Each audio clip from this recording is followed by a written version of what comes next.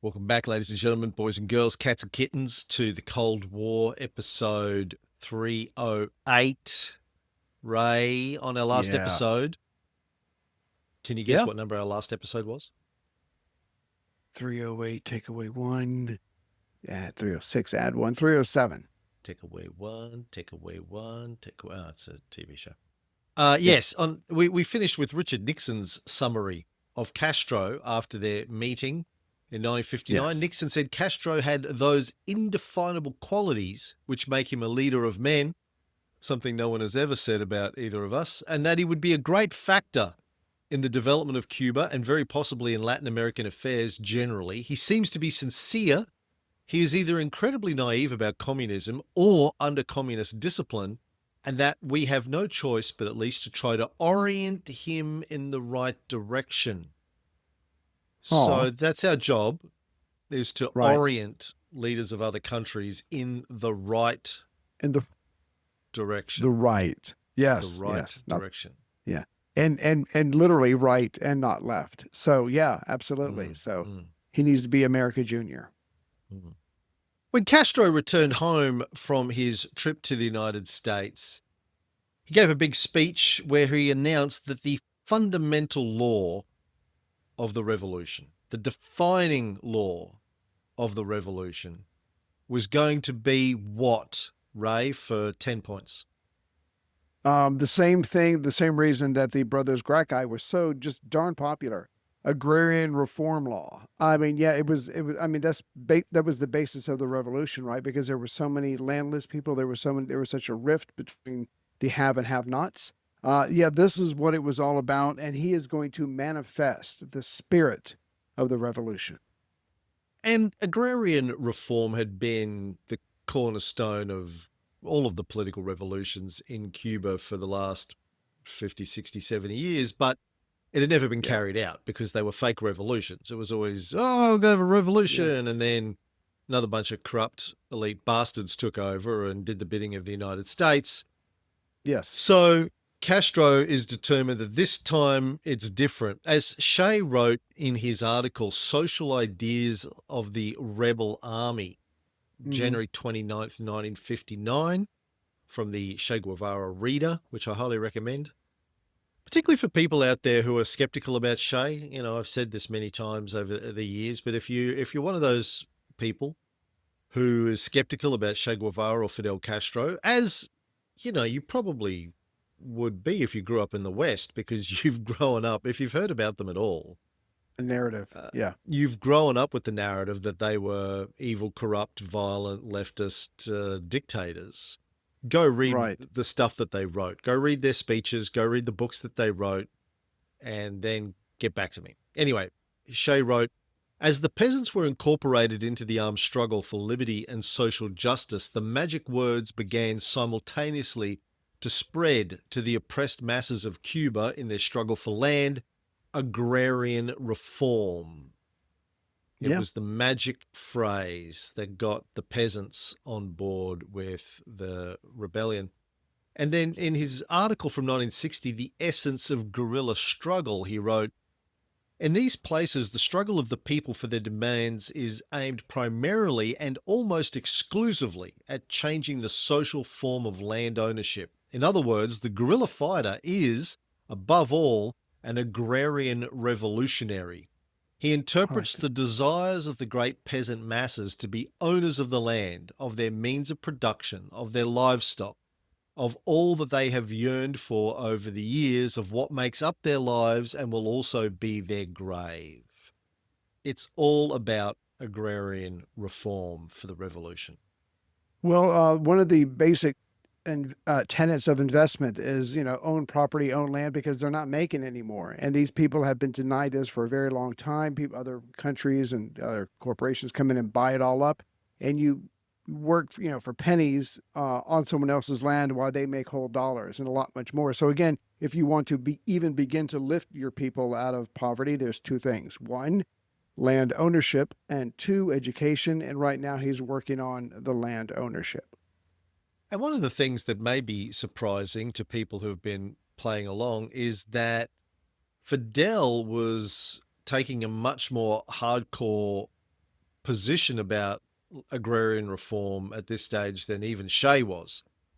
And Shea being Wow. the committed communist at this stage, and Fidel being on the fence, I think. Not, no, maybe not on the fence, but hasn't decided what the actual socioeconomic climate, temperature, pattern is going to be for the country. Right. He's entertaining communist ideals, but I don't think he's particularly wedded to communism at this stage. Bit like Ho Chi Minh. I've said this before. Ho Chi Minh in the early years of their revolution, it's like, listen, I just want to fix the problems, whatever Exactly. it takes. Whoever I comes to don't the care. table, Yeah, yeah, yeah, yeah. yeah. If Whoever's the going to help me. Americans are willing to come and play ball and help us fix all of the fundamental problems, then hey, maybe we'll be a capitalist country with Yeah, certain controls, right. mechanisms in Go, place to make sure that the go people are USA. free. Yeah. Absolutely. Anyway, in his memoirs, My Life, Fidel says, Shea was aware that there was going to be a big fight with the large Yankee corporations. He was no doubt remembering the similar experience in Guatemala, and he felt we should be cautious. He expressed that opinion in a very intelligent and honest way. I should say, in all honesty, that Shea was surprised that I wanted such a radical reform, much more radical than he wanted. Yeah. Well, we've said this, and other people have said this. Like that famous speech that Rob Lowe gives on The West Wing. Education is the magic bullet. It cures a lot of ills. So does land ownership, because then you have a stake, and you care more. And these people have been denied for generations. I mean, I think Castro was one. He wanted more equality, but two, he was trying to solve a myriad of problems by parceling out land. People could work the land, and suddenly they're not as destitute as they were, and maybe not relying on the state so much. So again, he's hoping this for him is also like a magic bullet. And he is sincere in this. It wasn't only Shea that was surprised. Ruby Hart Phillips, the New York Times correspondent, writes that she met with the head of the Communist Party, Rodriguez, about this Mm-hmm. time. Right. She writes, Dr. Rodriguez did say, I believe it was off the record at that time, that he thought Castro was going a little too fast in taking the cane lands away from the sugar mills. The communists wanted to do it a little more slowly, he indicated. Mm-hmm. Ted and I came away with the impression that Rodriguez and the other communists were highly pleased with Premier Castro. So Right. even Ruby Hart Phillips, writing around this time, sees Right. Whoa. and there's a Yeah. So, division between the communists and Castro. The communists were pleased with Castro, and we'll see that Castro was making some critical comments about the communists over this period as well. Whether or not that was political theater or not is hard to tell, yeah. but fact remains that he made some critical comments about some of the ideas that the communists had. Yeah. Castro, no, this is Ruby Hard Phillips. I'm going to read from no, this is from Castro's memoirs. Okay. There were latifundios here of 200,000 hectares, almost 500,000 acres owned by foreign interests. Some American companies owned huge sugarcane centrales and immense tracts of land. They own land in lots of countries, of course, but here, historically, those corporations were very powerful and very influential. There was no alternative but to nationalise them sooner or later.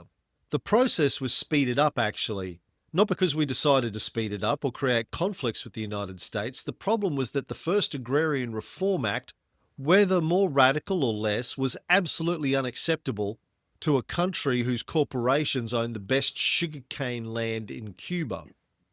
The law allowed a maximum of 100 calabarillas, and there were latifundios of 10,000 calabarillas and more. Calabarilla, by the way, is about 13.43 hectares. Right. If they were productive and were actually in production, then we allowed up to 100 calabarillas, but if not, the maximum was 30. 30 calabarillas is about 403 hectares, about 995 acres. Wow. Those were the rules. That is, no company could have more than 100 calabarillas, and then only if the land was in production. That is, No one could have more than 1,340 hectares, a little over 3,000 acres. If the land wasn't in production, no one could have more than 30 calabarias. At any rate, the others had wanted to allow 200 calabarias, but I said maximum 100. Afterwards, I looked more closely, and I think we made a mistake there. We committed the sin of idealism. It cannot be denied that we committed errors of idealism. I was a part of that, and I take responsibility for errors of idealism, because I believe we were taking a very big leap when in agriculture, instead of developing cooperativism, we developed state enterprises. So again, in his memoirs, I've mentioned this before, we see Mhm. Fidel saying, you know what, in retrospect, I made a Yeah. mistake. Looking back. I was too idealistic. I went Yeah. too hard, too fast. I take full responsibility for that. Like, Well, I mean, yeah. This, at what point do you think Donald Trump's going to stand up and go, you know what, I you probably know made some what? mistakes here. I Yeah. went a little bit too hard on Iran. In retrospect, I fucked up. I'm sorry. Well, my one joke about that is this. It's a joke and it's not a joke all at the same time. The January 6th insurrection was more thought out than the war with Iran. And I'm going to leave that right there. But it's true if you look back, it's true. But the point I want to make about this is we've made this joke before. What do you call a leader who's not being followed? A guy taking a walk. Castro is popular. He is beloved not because of who he is, not because he's that most handsome man in the world, or whatever. It's because he's like, I'm going to make the revolution real. And the centerpiece of the revolution is land reform. So if I don't do this, there will be another revolution. I might be attacked. Who knows? But the point is, the people are more than ready for this. They're actually, and we're going to get to this in a couple of minutes, in some ways, they're ahead of Castro. So he's like, I've got to do this because if it's not me, after they get rid of me, it's going to be someone else. And he genuinely does believe it's time for Cuba to be more fair. So this is not just a game. This is not just theory. And like you were just saying when you were reading his memoirs, yeah, a lot of things were abstract. They were theoretical. 100 sounds good to me. Well, that, at some point the rubber meets the road and then you maybe adjust. But the point is, he is doing what no one else has done before. He is actually trying to implement the will of the people. And I don't think he's doing it because if he doesn't, they'll kick him out. Like he has a vision. Yeah. They've already been doing this in the Sierra Maestra during the revolution. They're Good continuing point. it. But I think his point is probably that he, in retrospect, and keeping in mind he was 32 years old at the time with no experience in running a country. He went too fast, too hard. Probably if they'd eased into it, they may have figured out a way not to upset the Americans as much. But, he wanted to deliver on the promise and he wanted to do it quickly. So there were no doubts, I guess, in the minds of the people that he was serious. Going to keep all reading politics are local. So go ahead. That's the one thing that you love to say. That's pretty much that. And the golden rule is who has the goal and makes the rules. Is whatever I say it is. It's the two things you've learned from your study of history. Keep reading from Castro. There were hundreds of thousands of people in rural areas with no land, tens of thousands of campesinos who paid rent, and others were what you might call squatters. They had no right to the land they worked and could be thrown off at any time. They lived, especially, on state land up in the mountains. Others were sharecroppers. These were the worst off because they planted and grew the crops, and the landowners kept a third or more of the harvest.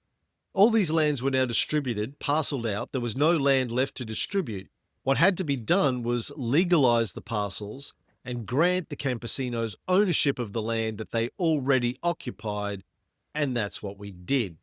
Still, we didn't want to dismantle the sugar industry. The last land we nationalized was the large sugarcane plantations, which were the largest of all the latifundios. Finally, we left the big agricultural corporations as collective state enterprises. Today, they're cooperatives. As a matter of fact, during the special period when there were such terrible shortages of fuel, we decided the right thing to do was give the agricultural workers a little piece of land for family gardens. It helped the food supply. We didn't do what the Soviet Union had done at a certain difficult moment, carry out forced collectivization, which was extremely costly and bloody. We have never forced two pieces of land together. From the first day, the Cuban Revolution declared that the will of the campesinos would be respected and that no campesino would ever be pressured to join his land to someone else's in order to create bigger agricultural units, which may be more effective per man and per hectare, although not always, but like everything imposed by force, always traumatic. With respect to agrarian reform, I was very radical. What can I tell you? But I mean, if you're not radical, you don't do anything. You organize a party, you hold 20 elections, and nothing happens. But Right. You me, talk. I thought we had to strike a blow, and that blow was the Agrarian Reform Act. Absolutely. This is the will of the people. And just to prove that, and I'm not trying to jump ahead, but just to prove that. So he comes back in May of 59. Back in March of 59, the magazine Bohemia had started a fundraising drive, Operation Liberty, for the benefit of the Agrarian Reform Program. So again, people are like, this is not just people going, oh, I hope it happens. They're putting their money where their mouth is, where their heart and desire is. When poor people give up money for something, for a cause, it must be close to their heart, and they're very sincere about that. And again, that'll come up later, but this is him doing the will of the people, the frustrated people. Well, no, let's keep talking about Operation Liberty Yeah. because people from all classes, from the cities, from the towns, showed up in person or mailed cash or checks. After Yeah. 3 days, the magazine had collected over 250,000 pesos, and then they published the names of contributors and the amounts contributed. One of the subsidiaries of Bacardi Rum donated $25,000. Right. Owners of the pharmacy in Havana's main bus station contributed $136.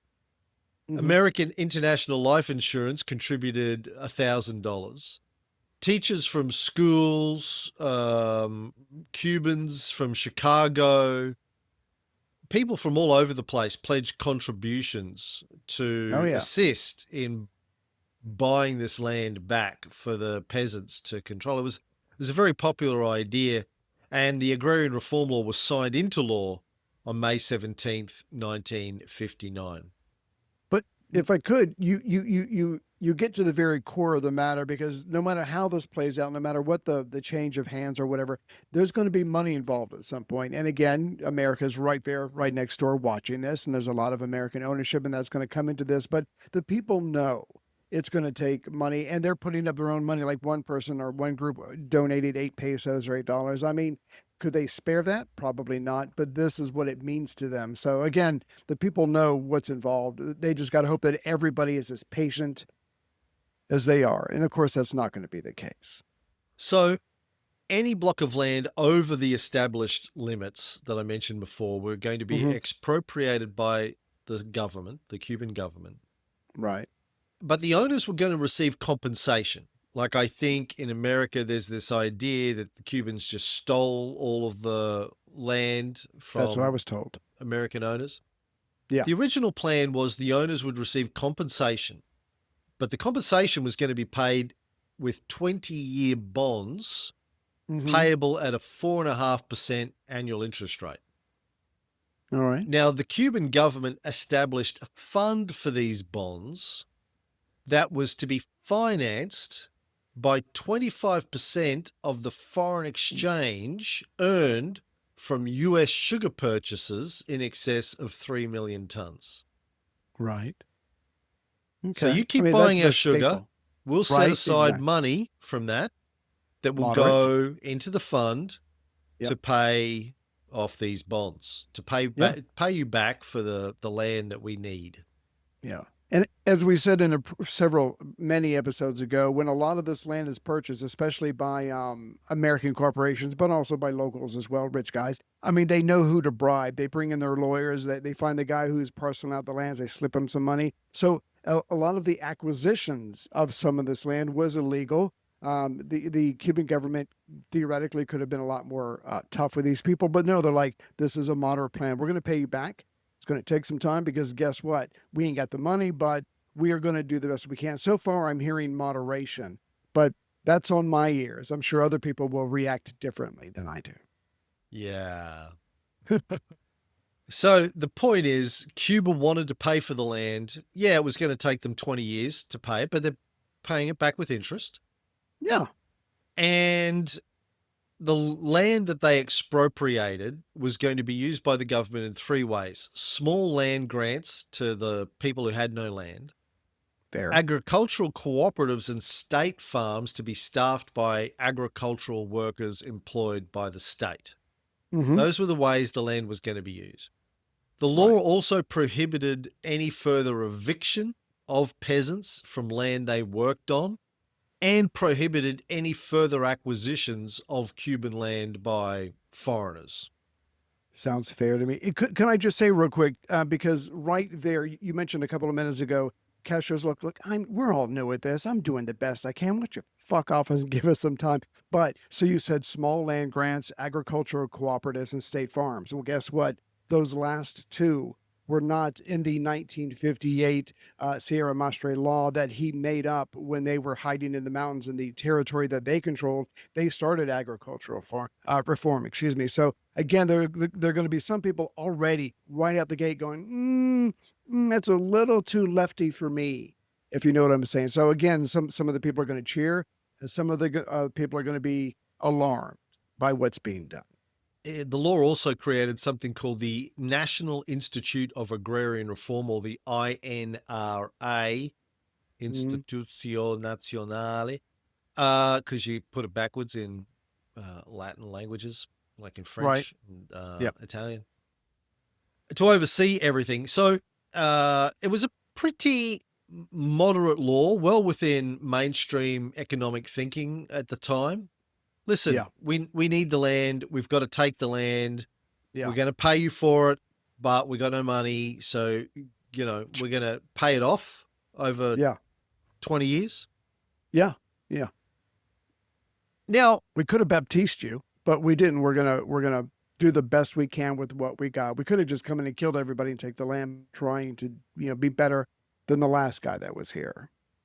and this whole idea about prescriptions on large land holdings wasn't even unique. It had been in the Cuban Constitution since 1940, 20 years, Wow. Right. but had never been enforced. It's there, so they can say to the people, "Did we pass this law? Yes. Now vote us, keep us in power, so I can live a nice, sweet life." What they're not doing, like you said, is enforcing it. So it doesn't matter that it's on the law books. Was also what was recommended by the United Nations. The United Nations have been talking about Well, the need for there you agrarian go. reform in developing countries, and this was basically the model that they had suggested. So it's a long way from Soviet-style collectivization from the 20s and 30s, Right. but even this kind of a moderate approach to it, a reasonable approach, is going to piss off particularly rich Americans. And as we'll Right. see in the next episode, one rich American in particular went directly to Eisenhower to complain and ended up dictating US policy regarding Cuba for the next 75 years. But we'll get to that in our next episode. Like and subscribe, or not, whatever.